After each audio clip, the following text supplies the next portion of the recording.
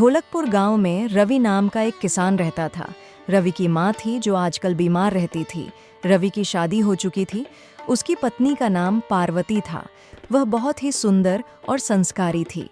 रवि के पापा बचपन में ही चल बसे थे।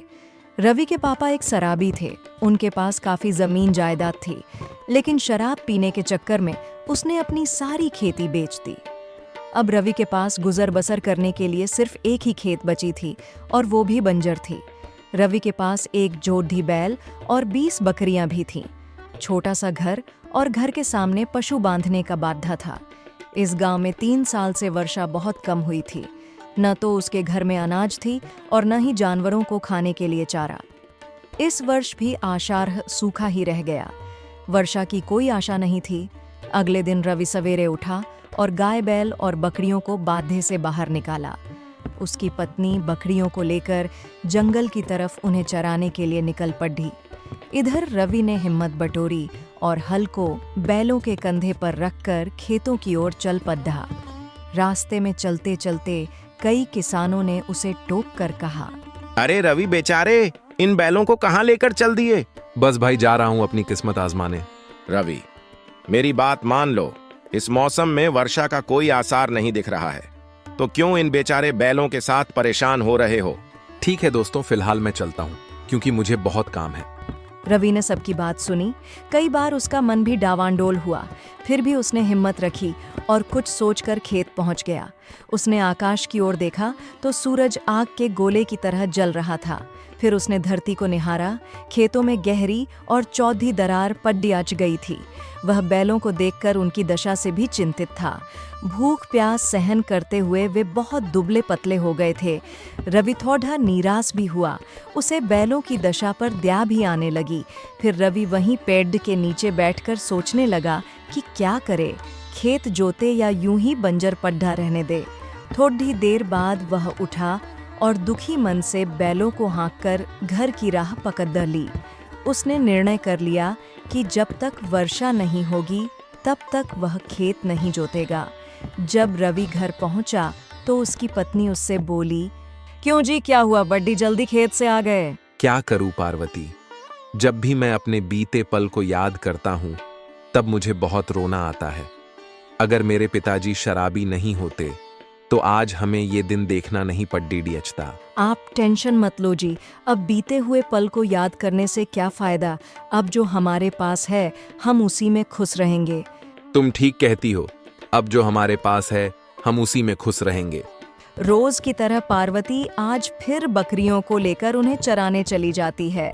इधर रवि भी अपने बैलों को लेकर खेत की तरफ चल देता है, लेकिन रोज की तरह आज भी गर्मी का कहर उतना ही था। अब तो रवि के पैर न तो आगे बढ़ते और न ही पीछे जाने की उसकी हिम्मत थी। रास्ते में एक पेड़ डाच के नीचे उसने अपने बैलों को रोक और वहीं बैठ गया। हे ऊपर वाले, हम पर रहम कर, नहीं तो हमारी जान ही ले ले। क्यों हमें इस तरह तड़प पा रहा है? थोड़ी देर बाद उस रास्ते से एक बूढ़ी औरत गुजर रही थी। तभी रवि ने आवाज लगाई, अरे ओ बूढ़ी अम्मा, इतनी तेज धूप में कहाँ से आ रही हो और तुम्हें कहाँ जाना है? मैं तो अपने नातिन से मिलने पास के गांव शरदपुर में जा रही थी, पर इतनी गर्मी में अब मुझसे चल नहीं जा रहा, तो मैंने सोचा कि थोड़ी देर यहाँ रुककर आराम ही कर लूं। पर बेटे, तुम ये तो बताओ कि ये समय तो खेत में हल चलाने का है, तो तुम यहाँ आराम कर रहे हो। क्या तुम बीमार हो या तुम्हारे बैल बीमार हैं? कहीं तुम्हारा हल टूट तो नहीं गया है?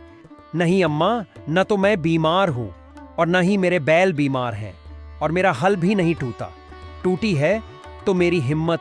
अम्मा, तुम तो जानती हो 3 साल से बारिश ठीक से नहीं हुई है, और इस वर्ष का भी यही हाल है। अब तुम ही बताओ, खेत जोतकर मैं क्या करूंगा? देखो बेटा, वर्षा तो तुम्हारे हाथ में नहीं है, यह तो प्रकृति पर निर्भर है। जब आकाश में बादल बनेंगे तो बारिश अवश्य होगी। बेटा, तुम्हारा काम है खेत जोत कर तैयार करना। तुम अपना काम समय पर करो, प्रकृति भी अपना काम समय पर करेगी और वर्षा जरूर होगी। अम्मा, खेत बहुत कठोर हो गए हैं।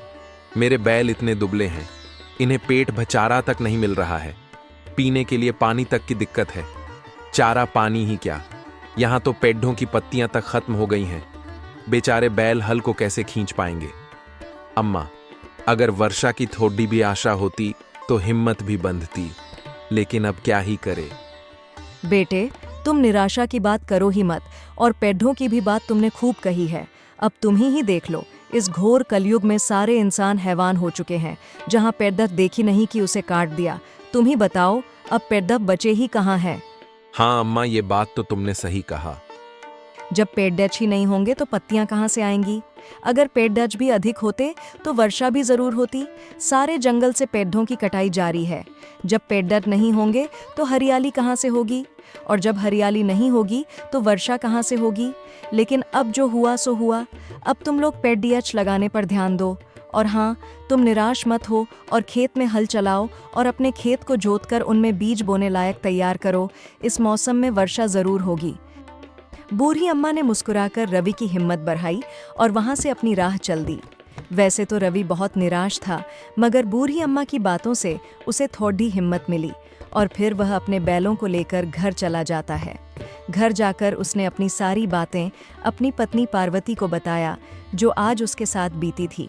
तभी उसकी पत्नी बोलती है, बूढ़ी अम्मा ने ठीक ही तो कहा, आप अपना काम समय पर करो और प्रकृति अपना काम समय पर करेगी। और हाँ, आप वैसे ही करना जैसा कि बूढ़ी अम्मा ने बताया है। हाँ पार्वती, तुम ठीक ही कहती हो। भूखे मरने से तो अच्छा है कि कुछ करके ही मरे।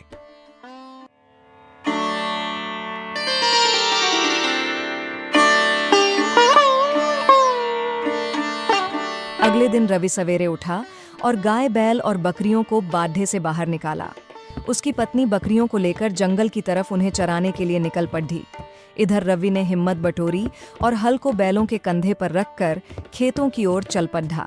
रास्ते में चलते चलते फिर कई किसानों ने उसे टोक कर कहा, अरे रवि भाई, अब क्या अपने साथ साथ इन बैलों की भी जान लोगे? एक काम करो, इन बैलों को मुझे बेच दो और जो तुम्हारी जमीन है उसे भी हमें ही बेच दो।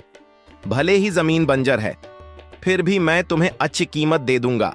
रवि ने उनकी बातों पर ध्यान नहीं दिया और वहां से चल दिया। अरे भाइयों, देखो तो घर में खाने के लाले पड्ढे हैं, फिर भी इसकी अकद्दा नहीं काम नहीं हुई है। लेकिन धनीराम, तुम उस बंजर जमीन को क्यों खरीदना चाहते हो? अरे रामू, तुम नहीं समझोगे, फिर भी बता देता हूँ। मैं रवि की जमीन सस्ते में खरीद कर लाला साहब को बेच दूंगा और लाला साहब उसमें अपनी केमिकल की फैक्ट्री लगाते और मैं फैक्ट्री का मैनेजर बनता। समझे? समझ गया धनीराम, तुम तो बहुत बड्ढे चतुर हो। मुझे भी अपना चेला बना लो। ठीक है रामू, अभी मुझे बहुत काम है, शाम को मिलते हैं। इतना बोल के धनीराम वहां से चला जाता है। इधर रवि अपने खेत पहुंचकर खेत को जोतना शुरू कर दिया। उसने लगातार 4 दिनों तक हल चलाया और कड़ी डीढ़ी मेहनत करके अपने बंजर जमीन को फसल उपजाने लायक बनाया। अब रवि अपने खेत को तैयार करके बहुत खुश हुआ। अब शाम हो चुकी थी। रवि अपने बैलों को लेकर घर की तरफ चल दिया। जब रवि गाने गुनगुनाते हुए घर पहुंचा तो उसकी पत्नी रवि को खुश देखकर बहुत खुश हुई। उसने रवि से पूछा, क्या बात है जी, आज तो आप बहुत खुश लग रहे हो। हाँ पार्वती, आज पता नहीं, पर मेरे दिल में पता नहीं एक अजीब सी लहर उठ रही है। ठीक है जी, रात हो चुकी है, अब आप खाना खाओ और सो जाओ, क्योंकि आज एक बकरी ने 2 बच्चे को जन्म दिया है। मुझे सुबह उठकर उन्हें दूध भी पिलाना है। 4 दिनों की कड़ी मेहनत के बाद रवि को बहुत अच्छी नींद आई और वह निढाल होकर सोया।